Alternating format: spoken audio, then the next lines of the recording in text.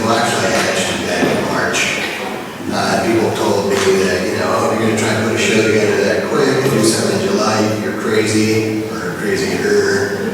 But I said, no, I think we need to do it. The time is right. And kind of the whole ethos behind this show for me is putting it together, having the speakers that we have, and having participation. And it's participation from the community. Because I think really where we're at is we're here and we're trying to change the narrative. And the narrative is there is a business community here. There are people making money on this deal. Some of us would rather not be in sandy places where it's 120 degrees doing business. I know I would prefer that than some real hellholes.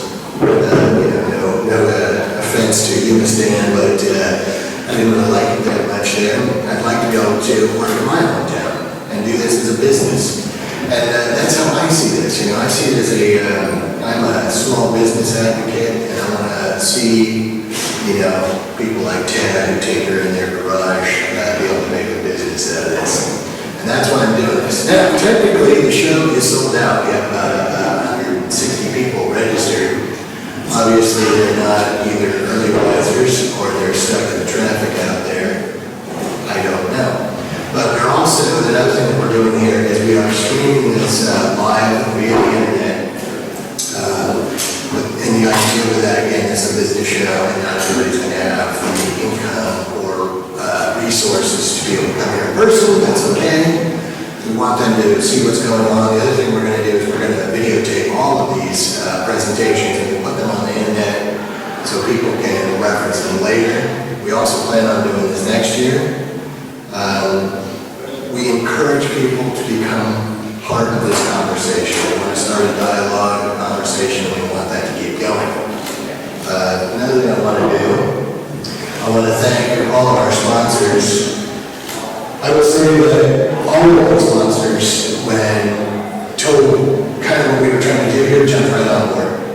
There was really no resistance, and there were a lot of people that were kind of sorry that they were too late to get on board, but that's okay, there's always next year. I do want to point out NexuTech. NexuTech is a company owned by a buddy of mine, Jay Beaumont, and he actually has sponsored the wireless internet. But I'm not going to give out the password for that until we're going to try to Skype Gary in from South Africa. And so I want all the bandwidth I can, and then after that we'll announce the password. That way you're not in the mushroom cave for 2 days, which always kind of surprises me. You go to a new technology show and there's no internet. What's going on there? So thank you to all of our sponsors.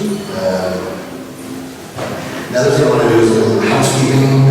This is a map of where we are here, and of course we were there. I don't know what happened to the little circle. But there is food around for some reason. We are providing lunch today, Domino's Pizza.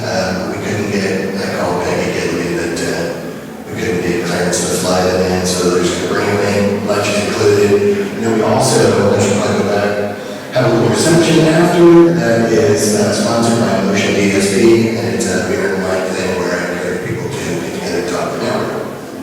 So, if you decide to eat something, there are maps around. Disney Family Museum has got a cafe, a bowling alley has got a cafe, and beers if you need it.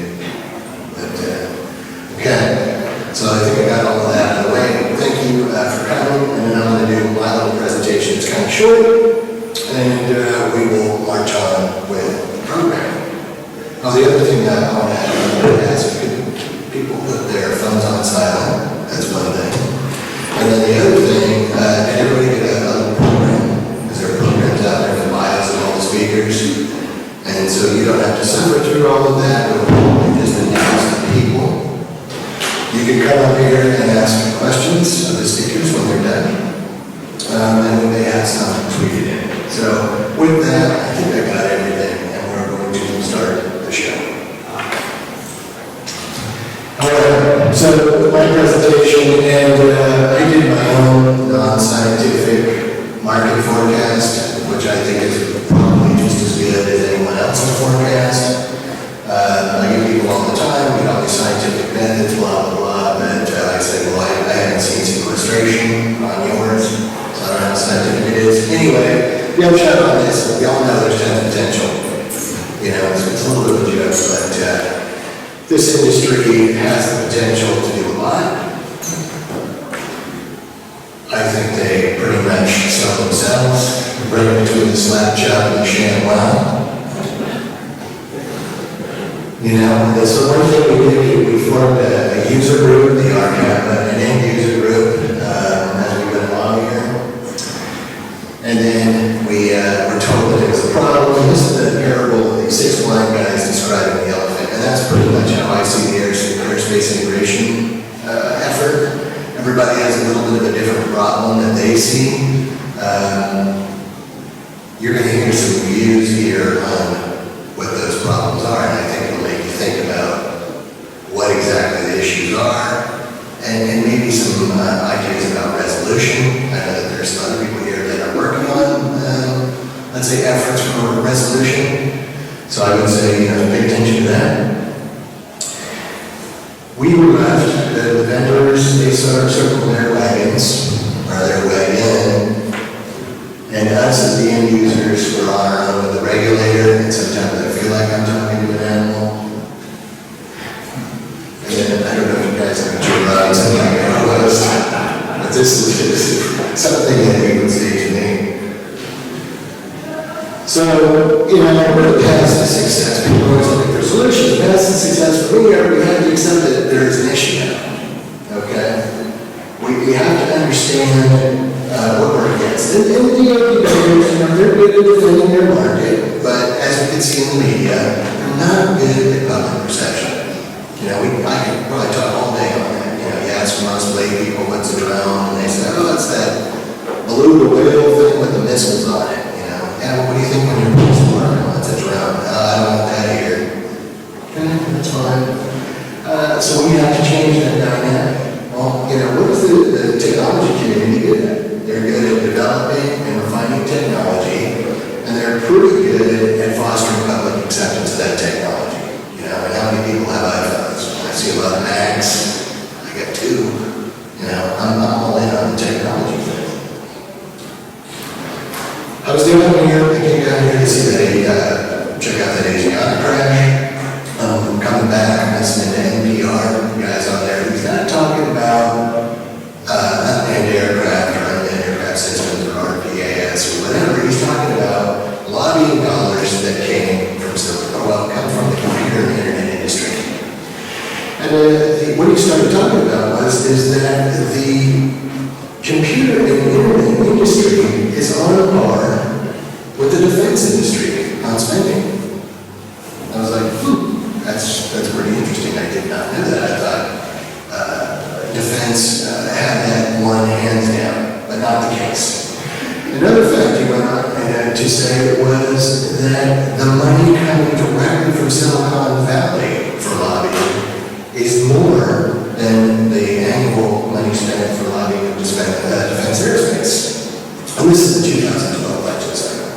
I was like, that's a pretty interesting fact. So, you may have heard this. Some people say that San Diego is the new Silicon Valley of drones, and I say, being the chapter president of ABSI for Silicon Valley, I'm going to say, why do we need a second Silicon Valley? Well, we got one perfectly good Silicon Valley right here, and I don't have to commute to San Diego. Not that San Diego's not great. Anyway, what it shows is the graph shows that the influence is already here in Silicon Valley, or Northern California. We have that influence. And all we really need to do is decide or step up to the plate that we're ready to use that influence. And some of us need to go out there and suggest that in these lobbying efforts, that we add unmanned systems to that narrative. It's that simple. I don't think it's that difficult. So that's my new goal. And I want to take over as the advocate behind for this technology. I want to take it away from the DOD and see what tech can do. Because we've been at this for so many years, airspace integration, and we have not been able to get any success. I think that the technology community is the community that could grab the ball and run with it. So our taking the initiative is just say no to air superiority, right? I think that's a public perception mistake. You know, to say, oh, these military systems, we want to bring them and use them here on the, let's say, colonists or in the United States. I say let's use the small business guys, like the guys that are in the back of the room and over here, and the other people you may know, like Gene's company or whatever else, and use companies that are built here that haven't been used by the military to go out there and explain to people or dispel that public perception problem. And really, you know, let's talk about planes that are blue and white, red and white, and look more civilian. It's been my experience that when you talk to members of the public and you go out there and you say, hey, you know, I'm flying something, and actually I had dinner with Gus last night, and he was telling me the same thing. And you tell people you're flying a drone, they see that, they go, oh, that doesn't really look like a drone, or a drone that I know what it is. And they're pretty accepting of it. Oh, you know, I'm doing real estate photos, or I'm making a video, or whatever. People are pretty accepting. So we have to move beyond the air superiority, right? I think also that we need to, as a community, refine the community-based best practices. We did that with our CAPA. We have a very good, I'd say, foundation to start with. And we as a community need to develop those standards, and they have to be empirical standards. And what do I mean by that? I want people who have actually operated these systems. That's another thing that's very lacking in the airspace integration effort globally. There aren't enough people who've been out in the field sweating to the unmanned aircraft.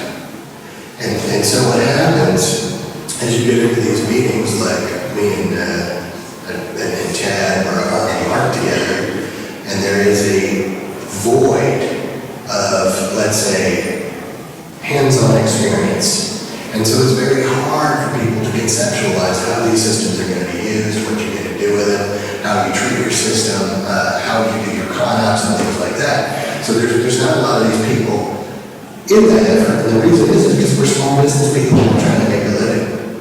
It's very hard to try and make a living with limited income streams and travel around the world to be at all these different integration meetings and talk about policy and yada, yada, yada, and it's going to drag on for 10 years, believe me, I know.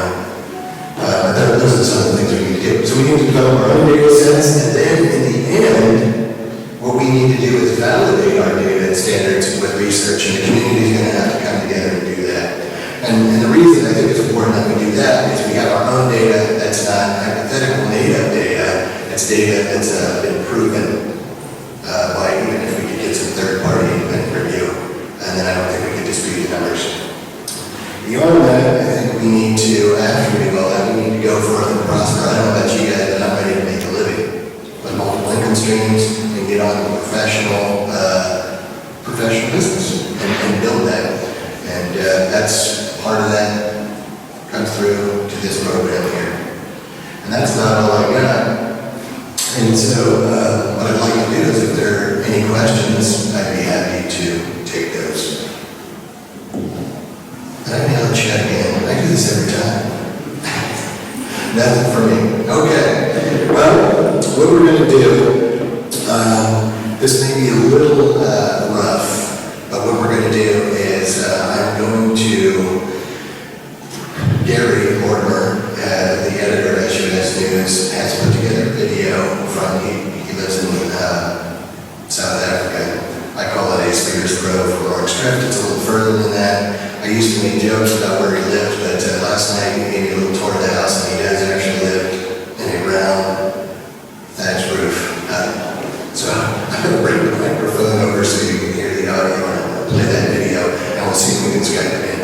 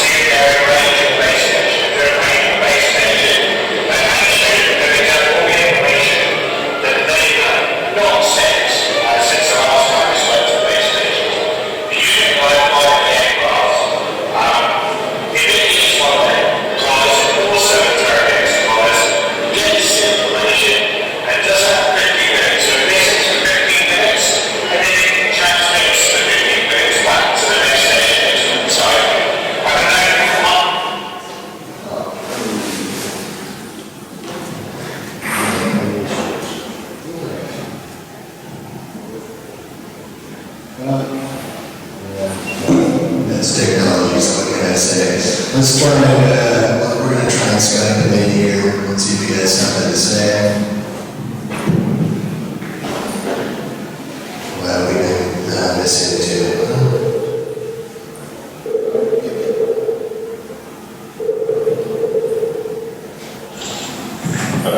Hey Gary, did you want to say a few words to the people here?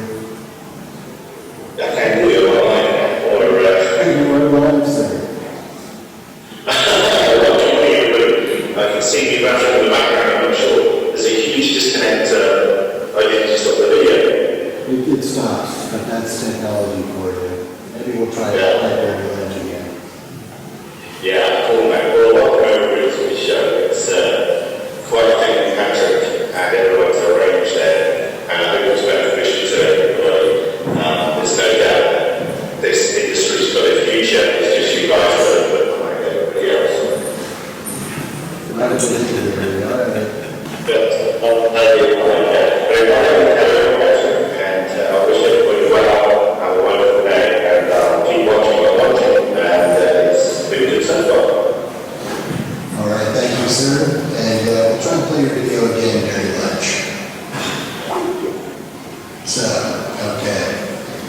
It's technology great. All right, so moving right along. Let me put this back.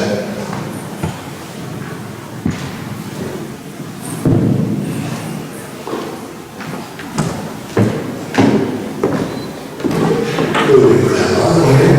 We're gonna, there was a placeholder. Is Chris